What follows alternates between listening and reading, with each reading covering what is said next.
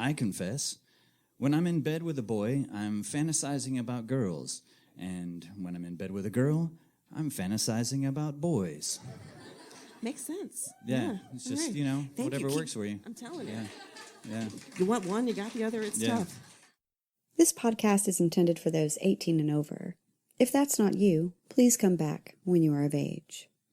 Thank you for listening to the BedPost Confessions podcast. BedPost Confessions is an Austin-based live storytelling series featuring smart, sexy stories.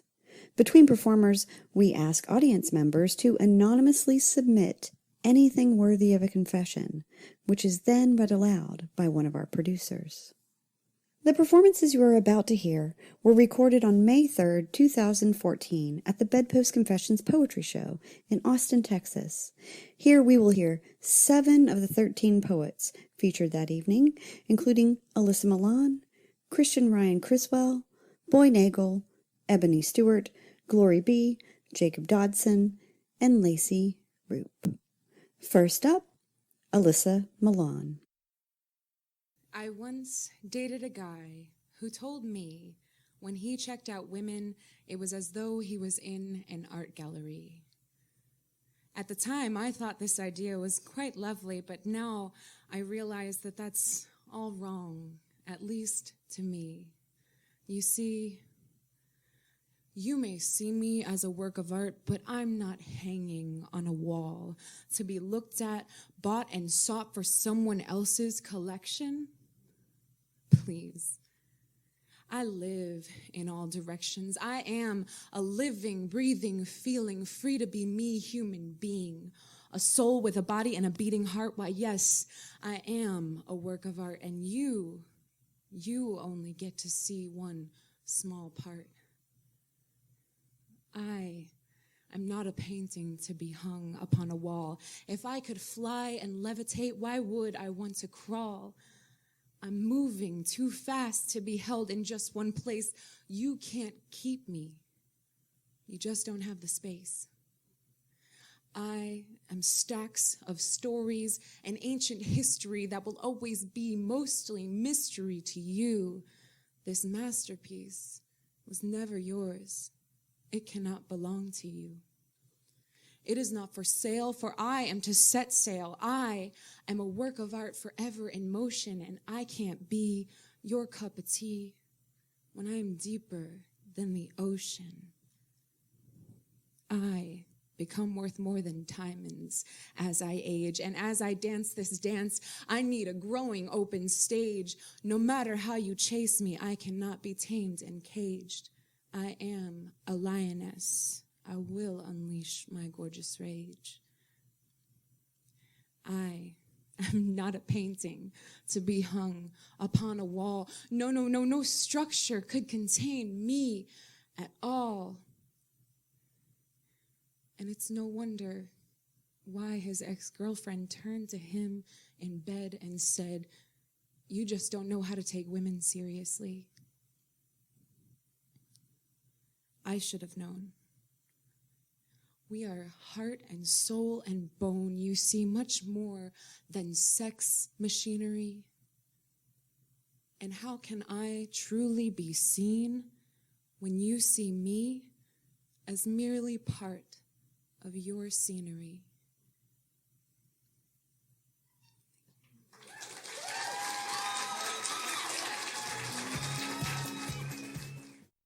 Ryan Criswell. In the mail, I receive a carefully composed photograph of the happy couple holding hands in Dallas snow. Season's greetings from our hearts to yours. And if this is the season where I have to hear again about how you found God and how I should too, and about how your new wife knows everything about you, I will scream, because I could have given her the cheat sheet, a literal list of all the women you were with while I was out buying groceries or in the next room sleeping, but it wasn't cheating because I knew. Just the way she knows the way your voice sounds when it's full of shit, or how to scrape your vomit off the side of the tub while you sleep soundly with no recollection of anything in the morning, because you can't regret what you don't remember. So you don't have to forget how you were swinging at my heart like a piñata, like you're just drawn to fragile and beautiful things that you just can't wait to smash to smithereens. and you etched a sketch of your flawless face on the glass case of my heart and then cackled as it shattered. But she knows this. The feeling of coming home to the scent of your semen-soaked rags filling up the trash. How it feels to be asked to leave the house so you can fuck someone else. How to fill up the soles of her feet with your eggshells and her body full of your bruises as you use it as a jungle gym. How to believe you're born again despite all the disgusting things you stick your dick in. So if your blushing bride needs something old or something blue, well, she can have me. And I'll be your suicide bride, and she'll take your ring, and I'll take your knife. And here is to the happiest night of your life. And here is to me no longer being so skinny that people worry about me. To no longer being a papier-mâché Crayola construction of what you think a woman should look like, because I've decided this is what a woman should look like. But that was just the you I knew that is no longer breathing. The one you left behind in a makeshift confession booth under covers, I'm sure. Because you've changed and you've been baptized with the tears of Christ. Because I guess you got your fill of mine.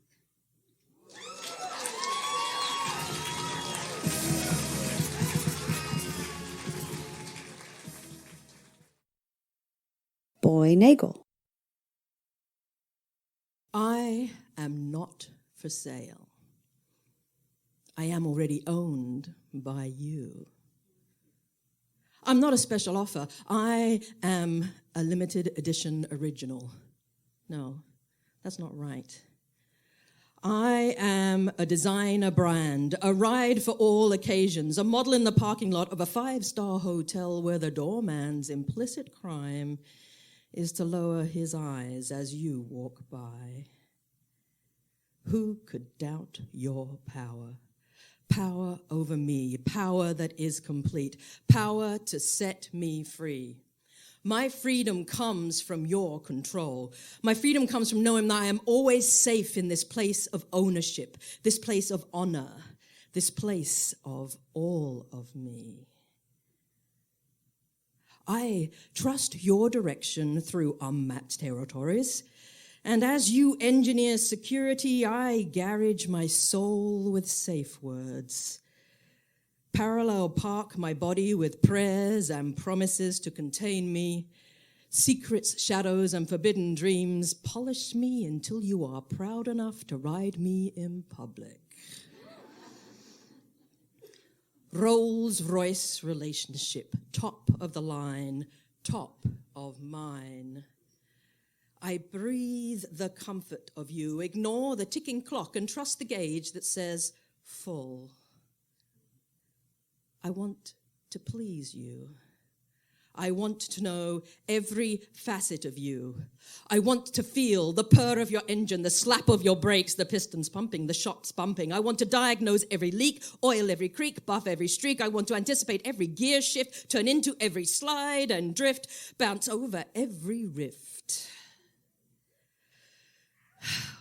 I want to fill myself with lube and swallow you whole. Embrace the smooth flow of your unerring instincts. Oh, beloved, I am not for sale. I am already owned by you. Ingenium slave with lifetime warranty.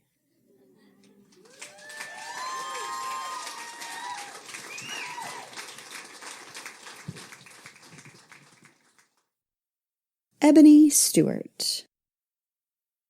Anytime Sadie and the whole BedPost Confessions crew ask me to do something, I'm with it, you know? So thank you so much for having me and sticking it out and sticking it in with me. Yeah, so I know some people also get really tired of me talking about being a sex ed teacher, and I'm like, fuck you, I'm doing God's work. Huh? You're welcome. So, I have a poem for my boys group, and this lady one time walked up to me and she was like, do you have one for your girls? And I was like, no. She was like, well, you should. And I was like, bitch, you don't get to tell me what kind of poems to write. But anyway, I wrote one, I wrote it anyway, just because she right. She was right. I just didn't like the fact that her ass had the audacity to come tell me that shit. You write the damn poem, huh? Anyway, so if you want to look up the boys when it's on YouTube, it's called Box. I'm going to do the girls version. Hey, boo. Questions a 6th grade girls group asked their sex education teacher out loud in the voice of hurry with 99 problems and they're all due tomorrow. Why are girls so mean? Why does Christiana always talk over me? What is a good friend? How do you be a good friend? Who is your best friend? I think Deanna is prettier than me. When will my breasts get bigger? When will boys like me? What about size? Does size really matter?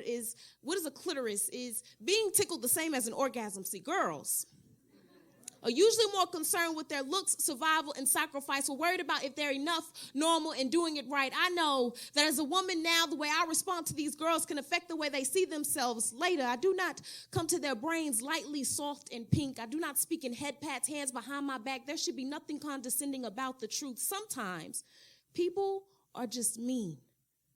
Maybe they've had a hard day. Maybe they haven't ate. Maybe they're just mean. It's totally a thing. Maybe you'll be the mean one tomorrow. Maybe Christiana talks over you because you allow her to. Quote, silence gets you nowhere. If you can't speak up for yourself or over yourself, then your quiet ass is in trouble. A good friend looks like open arms, a clean shoulder with no strings attached. Sounds like the truth, not always the nicest way put, but in the key of love. I got friends with Sean factor. Alyssa is the same little girl who got upset with me one day because I said she looks smart. She got attitude. I got one back. I was like, girl, I know you smart every day. Still dissatisfied. Alyssa wanted to be called pretty, and I don't know if it's because not enough people call her beautiful, if no one has actually stopped to acknowledge her intelligence. I know that as a woman now, the way I respond to her can affect the way she sees herself later, and above all things, I rise in love. So I cover my tracks by saying, Alyssa, it's okay to be and look smart while still being and feeling pretty as far as your breasts go. You were made in the exact way the Creator wanted you to be. Plus, I think that shit is genetics. And it kind of don't even matter because boys like boobs in all sizes, even drag queens, trust me. The clitoris is important, period. In Greek, it stands for divine and goddess-like, so it should be treated that way, a.k.a. girl, find it for yourself helps with pleasure for later. Women have a better chance of climaxing if the walls of their vaginal canal are stimulated. The girth of the penis does this, not the length. So, I don't know. You decide if size really matters. You might decide that a woman does it better. Either way, there will be boys that you don't hate but aren't exactly thrilled about their existence, and how long anyone chooses to love you will never be your decision. You must first learn how to love yourself. Everyone climaxes differently. Some people's orgasms make them laugh or moan or cry, while on the other hand, some people hate being tickled. They do not think that being tickled is cute or funny and will kick you in the face by accident on purpose to get away.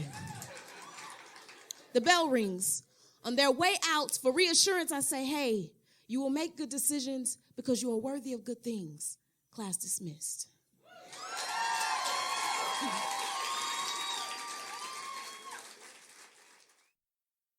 Jacob Dodson. My girlfriend shaves in so many places. Holy crap. Like, I've only ever shaved my face with an electric razor, not like a blade, because I'm terrified of them. And I would never shave my balls with a razor, because that just sounds awful. For cycling, I used to shave my legs. Oh, it was just a bloody mess. And, like, I loofah'd and exfoliated so hard and still had so many ingrown hairs. It drove me crazy. My girlfriend shaves her legs in places and things and isn't driven crazy. Oh, and they're so much smoother than mine ever were. Shaving, impressive. Also, we had period sex.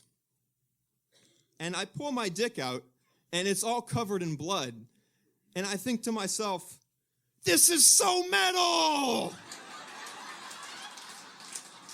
My girlfriend is so hardcore!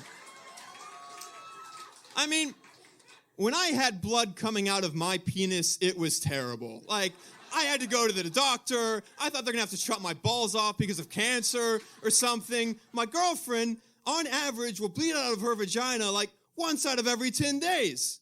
And she still goes to work and is still happy and does things with the cramping and everything too. Damn, Brother don't even know. She puts up with all that shit. Vagina blood. Impressive.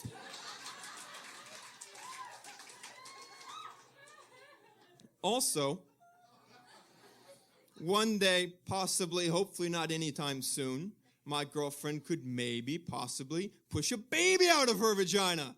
Holy shit! Have you guys ever seen a baby?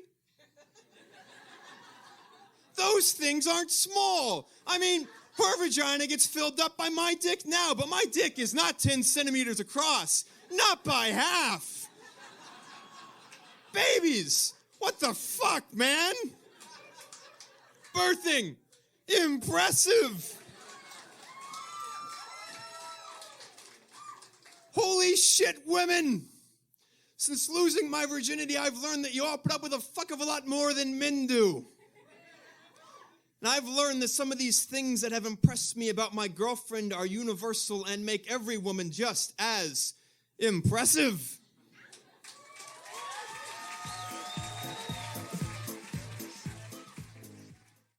Lacey Roop. August 1962. In an interview with Marilyn Monroe, Miss Magazine gleefully asked her, "How does it feel to be a sex symbol?" Her response, "A sex symbol becomes a thing. I just hate to be a thing." Oh, Marilyn, I know you never asked for your bones. What a shame we made you pay for how your skin stretched over them. Symmetry, we called it. Perfect, even. You, stitchless beauty, our own American doll. The way we hung you in the headlights of Hollywood, printed you on 8x10s, made you as common as a cough. At the advent of the color motion picture, you shifted the beauty paradigm, caused brunettes to rip fistfuls of hair out, hoping it would bloom back blondes. People migrated towards you as if you were the gold rush. We did not care for Norma Jean. We made us Marilyn Monroe. You became our epidemic. It was all your fault, sweetheart. The way we scanned your body like an item to be put in a bag, told you that what you had to say was about as interesting as the dial tone. You were too pretty to be considered the shy girl, mistook your quietness for either stuck up or dumb. You don't need a brain, baby, with a body like that, is what they told you.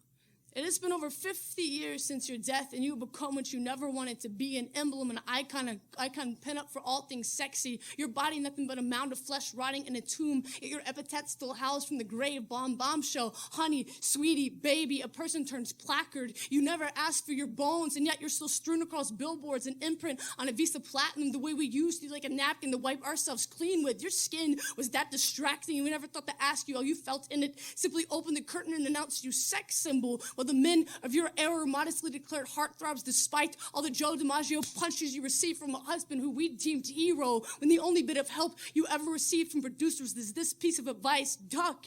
If he ever tries to hit you in the face, doll, that's just too pretty to bang up.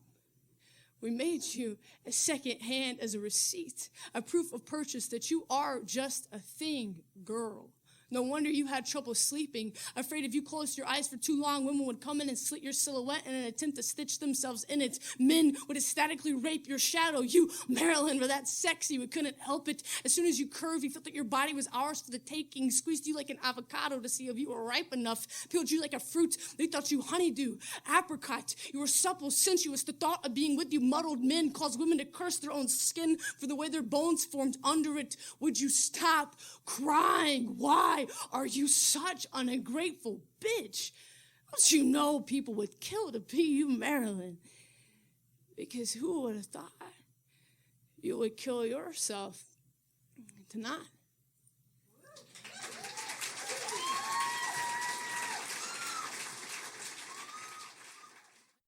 BedPost Confessions is produced by myself, Sadie Smythe of that'swhatsadiesaid.com, Mia Martina of the I Want Your Sex podcast at miaontop.com, and Julie Gillis of juliegillis.com. Podcast audio production by Ian Danskin at innuendostudios.com. You can find links to all our websites and more information about BedPost Confessions at bedpostconfessions.com. You can also confess with us at BedPost Confessions on Facebook and BedPost Confess on Twitter, where we tweet audience confessions. Chime in and add yours. Until next time, we will leave you with a few other confessions from the audience. I confess, my date gave me the best back seat of the car blowjob last week. I may be 53, but I feel like I'm in high school again.